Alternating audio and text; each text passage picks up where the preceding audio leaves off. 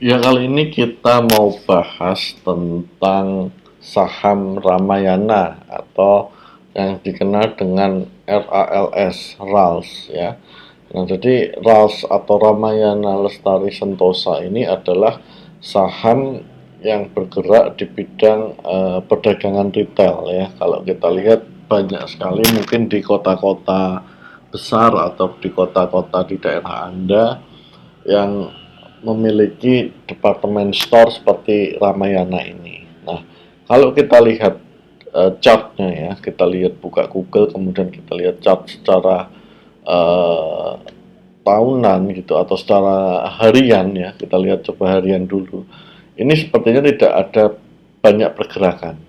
Tetapi kalau kita lihat time frame yang lebih jauh, katakanlah time frame yang secara 6 bulanan ya, nah, kita bisa melihat secara 6 bulan terakhir saham RAS ini sudah mengalami penurunan yang cukup dalam atau sekitar 18% ya.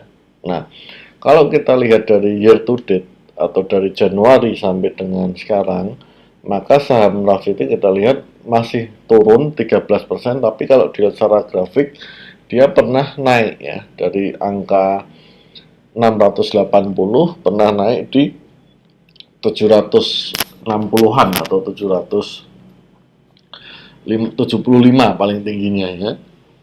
Kemudian dia mengalami koreksi atau penurunan lagi dan posisi sekarang ada di 590 ya. Nah, kalau kita lihat dari year to year ya, dari September ke September masih sama ya, sahamnya mengalami juga penurunan.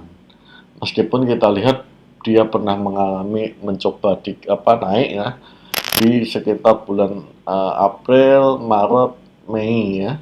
Nah, sekitar bulan ini dia mengalami kenaikan. Nah, kalau ini saya lihat kenaikannya ini adalah berdasarkan faktor puasa dan lebaran pada saat itu. Ya. Sehingga volume pembelanjaan, volume pembelian meningkat. Sehingga kita bisa prediksi sahamnya naik. Nah, kemudian saat ini yang terpenting adalah sahamnya sedang downtrend. Nah, kalau kita lihat secara 5 tahunan, ya, sahamnya ini turun cukup rendah, ya, cukup rendah, ya. Dia 5 tahun terakhir pernah di angka 1000, kemudian puncaknya ada di 1800, ya, sekitar 1800-an, kemudian sekarang turun menjadi 590. Kemudian kalau kita coba lihat secara long term maksimum, ini sahamnya secara all the time adalah masih minus 24%. Artinya dari saham yang awalnya dibuka 780-an sekarang di angka 590. Artinya dia turun dan cukup murah secara long term ya. Tetapi kita nanti akan lihat bagaimana laporan keuangannya, apakah saham Ramayana ini memang mengalami penurunan penjualan, penurunan kinerja, atau memang sedang temporary downside atau temporary downtrend ya. Kita nanti akan coba cek ya. Nah, kemudian ini saya sudah download ya dari websitenya Ramayana sendiri, dari financial report 6 month 2022 ya. Nah, ini tahun 2022 bulan Juni laporan keuangannya. Kita coba lihat ya. Seperti apa sih laporan keuangan bulan Juninya. Nah, memang kita di video ini tidak membandingkan dengan periode sebelum-sebelumnya ya. Kita hanya melihat snapshot di bulan Juni kemarin saja dibandingkan dengan tahun sebelumnya apa yang terjadi. Nah, kalau Anda mau lebih mendetail, sebenarnya Anda bisa melihat pada laporan keuangan dengan melakukan perbandingan year to year-nya. Mungkin mulai dari tahun 2019 sampai dengan tahun 2022 sekarang. Ya. Nah, kita coba lihat ya, ini unaudited laporannya. It's okay. Kemudian kita lihat ya. Nah, kalau kita lihat di sini, saya coba besarkan dulu biar enak bacanya. Ya, ini dalam jutaan rupiah Nah, kita lihat kas atau uang cash ya yang dimiliki oleh entitas ini ternyata masih sangat banyak ya. Jadi kalau di bulan Desember dia memiliki 1,5 triliun. Kalau di bulan Juni ini terakhir mereka punya 1,6 triliun. Artinya cashnya berlimpah ya. Cashnya berlimpah. Kemudian kalau kita lihat piutangnya, total piutangnya ini cukup sedikit ya. Ini ada piutang usaha pihak ketiga ada dua, mungkin ini sekitar 2 miliaran ya, 2,6. Pihak berelasi dan pihak ketiga berelasi pihak ketiga yang lainnya itu ada sekitar 28 miliar. Sorry, paling gede itu. Nah, kalau kita bandingkan dengan bulan Desember, piutangnya mengalami penurunan. Nah, penurunan ini kita akan lihat apakah penurunan ini artinya piutangnya terbayar atau artinya Ramayana mendapatkan pemasukan atas hasil penagihannya, atau piutangnya dihapus buku karena menjadi piutang yang tidak bisa lagi ditagih sehingga dia dihapus bukukan dan dicadangkan kerugian. Nah, kita akan lihat nanti seperti apa ya. Nah, kemudian investasi jangka pendek naik ya. Kemudian persediaan. Nah, yang paling penting dalam bisnis perdagangan menurut saya pribadi, ini menurut saya adalah jumlah persediaan dengan kecepatan penjualan. Nah, kalau kita lihat dari Desember ke Juni, nilai persediaannya hampir mirip, sekitar 590 miliaran ya. Artinya kalau kita baca ini secara umum ya, Ramayana menjaga konsistensi persediaannya di angka yang hampir mirip ya. Apakah ini memang kebetulan atau memang ini sudah memang direncanakan, kita nanti bisa bedah sebenarnya berdasarkan historis dari tahun 2019 dan seterusnya. Tapi di sini kita akan bahas itu. Tapi yang terlihat di sini hampir mirip persediaannya. Nah, kemudian kita masuk ke aset tidak lancar. Di sini biasanya saya senang aset tidak lancar tuh melihat pada aset tetapnya. Nah, aset tetap tuh pasti bisa berupa tanah, bisa gedung, mesin ya. Artinya apa? Kalau itu dimiliki oleh perusahaan, maka itulah yang bisa dijadikan leverage untuk jaminan. Satu itu. Yang kedua, nilainya kalau memang cukup besar dibandingkan utangnya, harusnya kita nggak terlalu worry apabila perusahaan ini memiliki utang. Seperti itu. Ya. Nah, kita lihat aset tetapnya ya hampir mirip lah ya, sekitar 866, kemudian dibanding 840. Ada penurunan, tapi penurunan ini kita nanti bisa cek apakah penjualan aset bisa terjadi, atau yang kedua adalah depresiasi, artinya penyusutan ya, kita nanti bisa lihat juga. Kemudian ada aset hak guna, ini kita masih sama ya, nggak terlalu jauh berbeda. Kemudian ada pajak yang menjadi hilang, yang awalnya pengembalian pajak di Desember ada muncul, sekarang dihilangkan. Ini mungkin penyesuaian dari akuntansinya ya. Asetnya penurunan ya, kita lihat secara aset ada penurunan. Saya pikir tidak ada masalah karena perusahaan yang bagus itu kalau sudah di aset angka 5 triliun lebih itu tidak terlalu memikirkan besar kecilnya aset, tapi yang harus dipikirkan adalah profitabilitasnya sebenarnya. Percuma kita punya aset yang besar, katakanlah ratusan triliun, tetapi ternyata profit tahunannya kecil. Artinya return on asetnya kecil. Lebih baik kita punya aset yang tidak terlalu besar, tapi profitnya gede, sehingga ROA-nya juga gede. Nah, faktor profitabilitas ini juga mempengaruhi bagaimana seorang investor untuk memilih suatu saham. Bagaimana manajemennya mengelola asetnya, sehingga asetnya itu bisa totally produktif, seperti itu. Ya. Oke, kemudian kita masuk ke pasifannya, ya. Di sini ada utang, ya. Kita lihat utangnya ada utang usaha dan utang lain-lain. Nah, utang usaha ini mengalami penurunan. Nah, ini saya senang karena ada pembayaran ya, ada penurunan. Nanti kita lihat di cash flow bagian pembiayaan seperti apa. Nah, dari 607 miliar menjadi 484 miliar. Oke, saya pikir ini cukup bagus ya.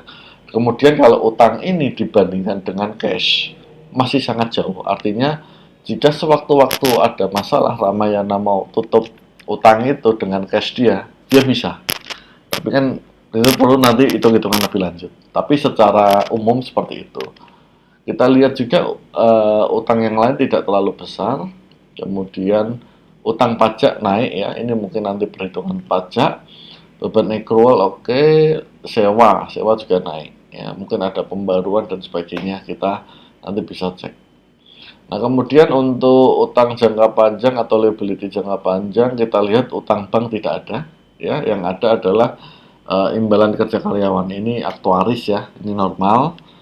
Kemudian totalnya menurun sama ya. Nah, berarti kita yang bisa lihat di sini kalau kita mau coba bandingkan dengan cashnya, utang sebesar katakanlah yang paling gede nih ya 484 dibandingkan dengan 1,6 triliun. Wah, ini merem ya. Artinya ini perusahaan duitnya lagi banyak.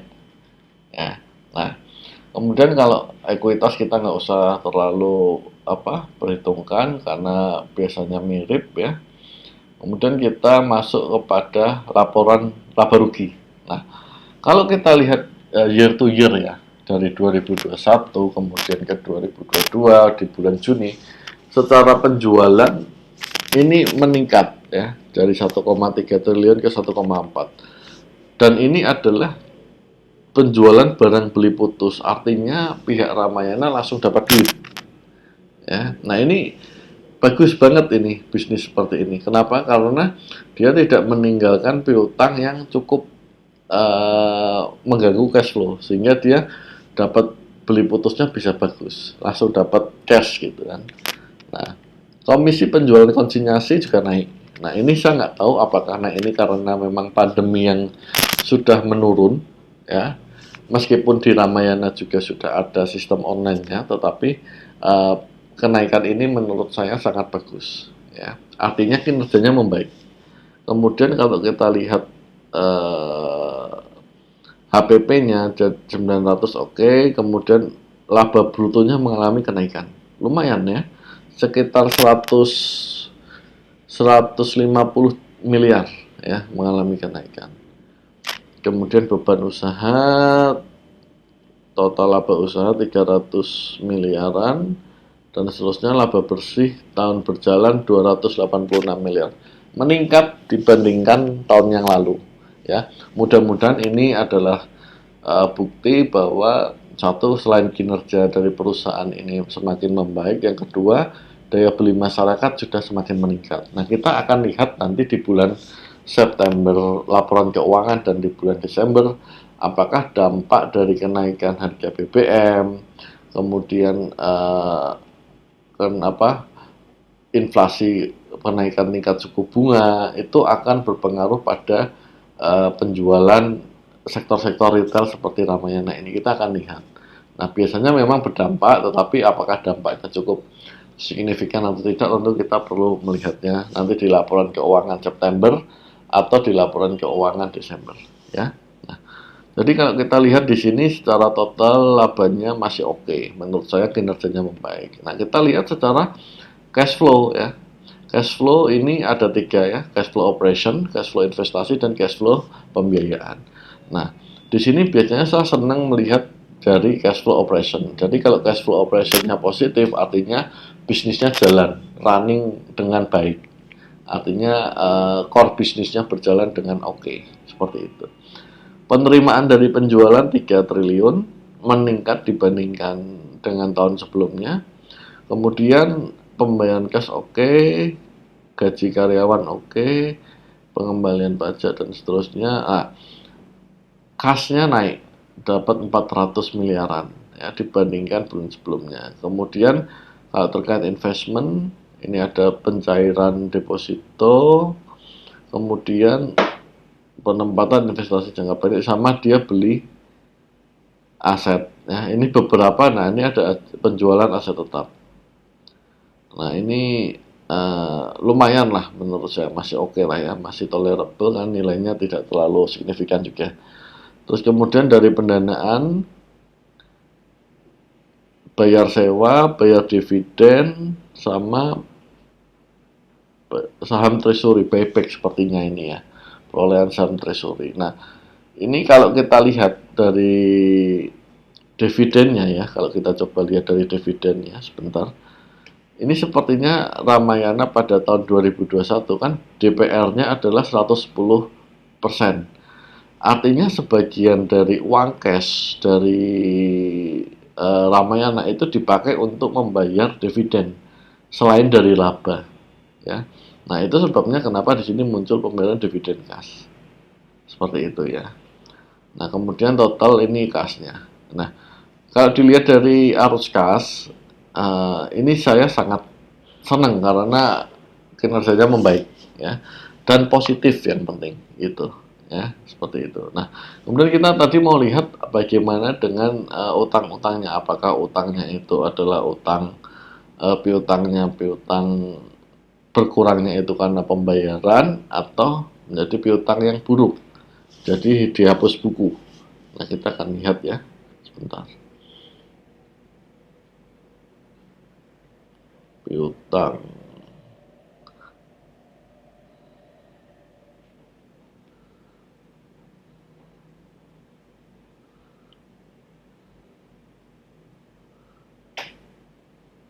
Nah, sebenarnya di laporan keuangan ini Anda sebaiknya tidak hanya membaca tadi 5 halaman terdepan, tetapi juga membaca keterangan-keterangan serta asumsi yang muncul pada laporan keuangan ini, sehingga kita bisa benar-benar memperhatikan kondisi keuangan atau struktur keuangan dari entitas, suatu entitas. Nah, ini kita lihat ya, sudah mulai dibahas kas. Ini tadi ada kas, ada banyak bank dia. Ini lumrah ya, karena semua entitas hampir seperti itu. Beberapa dia punya simpanan dalam bentuk US dollar. Oh, iya ya, ini dolar AS. Oke, US dollar ya di sini ya, Amerika Serikat. Oke, dolar Amerika. Oke, sekarang kan suku bunga, sorry, nilai tukar lagi naik sehingga ya mungkin ada penambahan kas sedikit lah ya. Kemudian deposito. Nah, ini piutang. Piutang pembayaran pembelian yang Oke, jadi piutang yang dimiliki itu ternyata adalah piutang karena si customernya itu beli menggunakan kartu kredit atau kartu debit sehingga uang masuk ke dalam kasnya Ramayana itu takes time, biasanya mungkin selama 30 hari atau mungkin lebih ya, dari kartu kredit, kartu debit atau uang elektronik. Jadi piutangnya ini cenderung piutang yang sangat sehat seperti itu ya, kita lihat ya. Sehingga tidak muncul nih tempo-tempo piutang yang berdasarkan hari tunggakan ya, jadi cukup bagus ini. Kemudian kita lihat, dia juga beli investasi ya, beberapa beli reksadana dan obligasi. Nah, ini persediaannya ya, persediaannya paling banyak di Jawa Barat, kemudian Sumatera dan seterusnya ya. Ini mencerminkan sebenarnya tingkat pasar atau di mana letak geografis pasar Ramayana itu berada. Sepertinya dua yang paling besar itu ada di Jawa Barat dan di Sumatera ya. Bahkan Jakarta pun tidak terlalu besar nilainya ya. Oke, kita lanjut. Ini aset-aset dari Ramayana. Kita lihat utangnya ya. Nah, ini utangnya.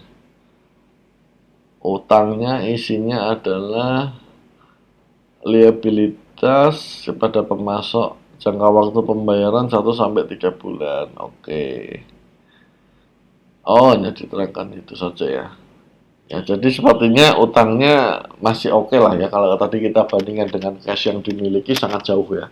400 miliar dengan 1,6 triliun. Jadi masih cukup oke ya sebenarnya. Nah, kalau kita lihat dokumen seperti ini, kemudian apa namanya, ternyata piutangnya adalah piutang yang sangat sehat, di mana itu adalah kartu kredit. Ini saya pikir saham ini cukup bagus ya, cukup bagus. Nah, tapi saya mau disclaimer ya, Jadi part of isi dari video ini bukan maksud untuk menyarankan menjual atau membeli suatu saham.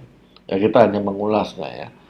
Nah kemudian kalau kita lihat ya di sini, saya mau lihat sebenarnya terkait dengan Ramayana nih apa saja yang dibeli gitu kan, apa saja yang dijual. Nah di sini ternyata websitenya jualnya kebanyakan adalah fashion ya, fashion untuk pria, wanita, anak ya, seperti itu.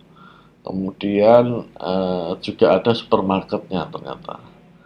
Nah, terus kemudian ini adalah beberapa outlet yang ada di Ramayana. Ya, jadi cukup banyak.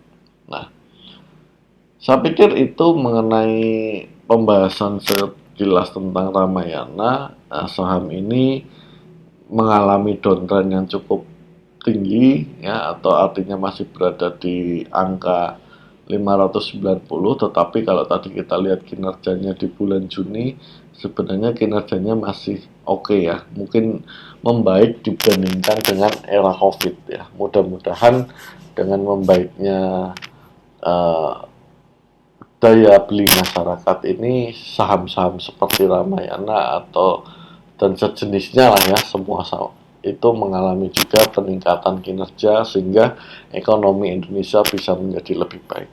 Nah, saya pikir itu sekali lagi ini bukan untuk ajakan menjual atau membeli suatu emiten. Ini hanya adalah pembahasan sekilas saja. Terima kasih sudah menonton. Kurang lebihnya saya mohon maaf. Assalamualaikum warahmatullahi wabarakatuh.